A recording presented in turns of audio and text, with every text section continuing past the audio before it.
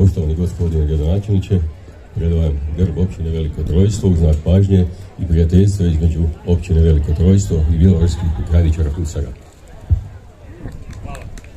Hvala vam lijepa. Evo još jedna prilika da se zahvalim našim husarima koji uvijek su nam na raspolaganju, mogu reći, ne samo na ovoj manifestaciji, nego na svim drugim događanjima u općini. Ovo je prilika i da pozdravim pukovnika gospodina Jozu Trogrlića i koji je uvijek na čelu njihove postrojbe i hvala vam puno.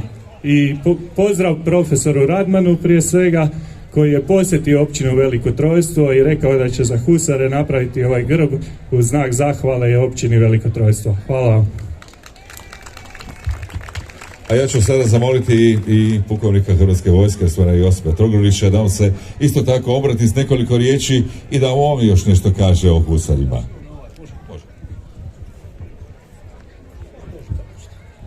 Poštovani načelniče, poštovani uzvanici, sve vas lijepo pozdravljam u ime povijesne postrojbe Hrvatske vojske, bjelovarski graničari husari.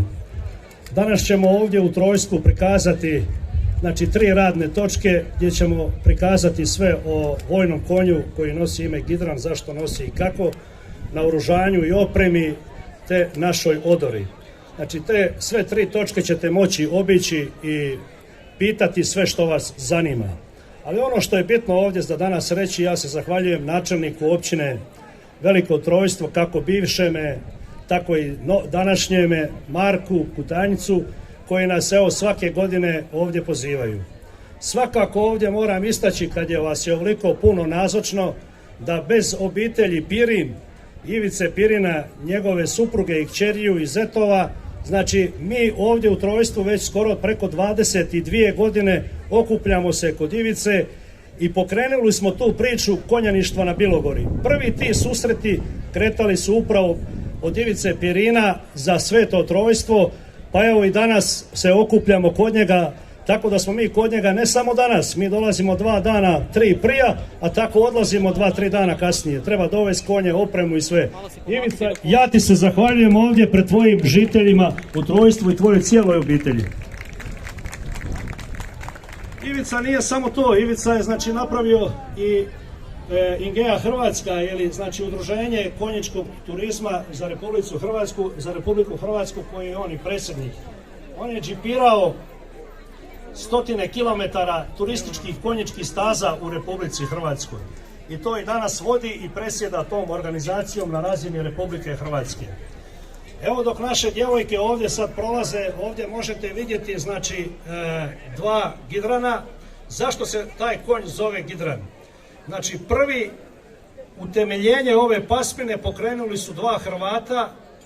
To je general Josip Čekonjić 1784. godine u Mezohegešu. To je bila vojna ergela ondašnje Habsburške monarhije koju je zapovjedao i vodio čovjek naših korijena iz Like. Tada je trebalo, svakako, možete vi cure proći amo nazad, nemojte tu da se nešto dogodi. Vidjeli su ljudi što su trebali vidjeti. Trebalo je tada stvoriti konja koji bi mogao nositi čovjeka i opremu od težine do 150 kg. Upravo general Čekonjić je, formirajući tu pasminu, otišli su u Saudijsku Arabiju i Egipat i nabavili su arapske punokrvnjake. Jedan od njih nosio je ime Gidran i po njemu je nastala cijela pasmina. 1855. godine pukovnik Lovković, također časnik hrvatskog domobranstva, šalje Ministarstvu obrane onda u Beč da se prizna kao vojni konj upravo ova pasmina koju vidite tu pred vama. 30 godina je trajalo testiranje i 1885. godine Ministarstvo obrane Austrije donosi odluku da se ova pasmina prizna vojnim konjem. Jedna je bitna činjenica u Hrvatskoj da te godine, 1885. Narodne novine kao službeni, list Banovine Hrvatske, tada piše da u svim vojnim postrojbama hrvatskog domobranstva nalazi se upravo pasmina Gidran i pasmina Nonius. A na službene novine Srijemski Hrvat koje su obuhvaćale znači današnju Vojvodinu također donosi odluku da se na području znači Srijema, Banata i Bačke također nalazi ta pasmina u vojnim postrojbama. I onda smo mi nakon Domovinskog rata, jasno pasmina je postojala do 1919. u domobranskim postrojbama, za vrijeme obnove Banovine Hrvatske 39. do 45. ona je postojala također u postrojbama, da bi onda nestala i nakon Domovinskog rata. Nešto tih konja je ostalo upravo ovdje u Trojstvu, u Podravini, i krenuli smo sa obnovom te pasmine, zahvaljujući gradu Bjelovaru, koji nas i danas u tom dijelu pomaže, inače ne bi mogli. Do danas smo uspjeli, znači u Hrvatskoj, što uzgojom, što selekcijom, imamo 110 ovih prekrasnih životinja. Evo, to je ukratko od pasmini kad su cure prelazile ovdje. Ja neću dulje dužiti, ja vam se zahvaljujem svima ovdje na pozornosti, a svi vi koji budete htjeli čuti i vidjeti, ovdje će se nalaziti 3 točke, pa posjetite točku gdje će biti Gidran, točka gdje će biti naoružanje i gdje će biti odora. Tu će biti naši mladi časnici, a i stari časnici i husari, gdje ćete moći to sve pitati. Ovdje bi samo htio još nadopuniti svoga poštovanog prijatelja Kocku. Znači, inače da znate, lako konjaništvo je nastalo na hrvatskim prostorima. Mađari su to kopirali na jugu Mađarske. Zašto na našim prostorima?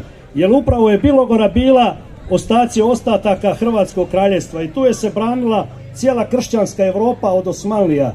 I lako konjaništvo je nastalo kod nas, ali je prevladao međunarodni naziv husar, koji ima korijeni iz broja 20 hus, što je Kocka odlično objasnio. Znači, naši ljudi su pronijeli slavu lakog konjaništva jer su stoljećima ratovali protiv istog takvog konjaništva Turaka. Evo, to je upravo Bilogora i naši prostori. Hvala vam lijepo.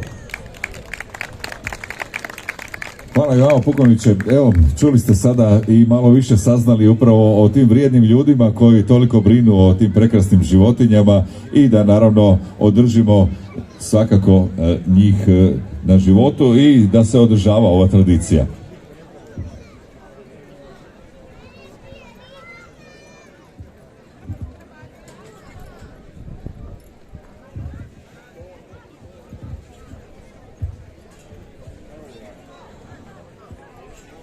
Samo da napomenemo, u 12 sati ispod Jabuke bit će održana dječja kazališna predstava, dakle u 12 sati, pa evo pozivamo poslije sve roditelji i djecu da dođu pod Jabuku na kazališnu predstavu koja će biti u 12.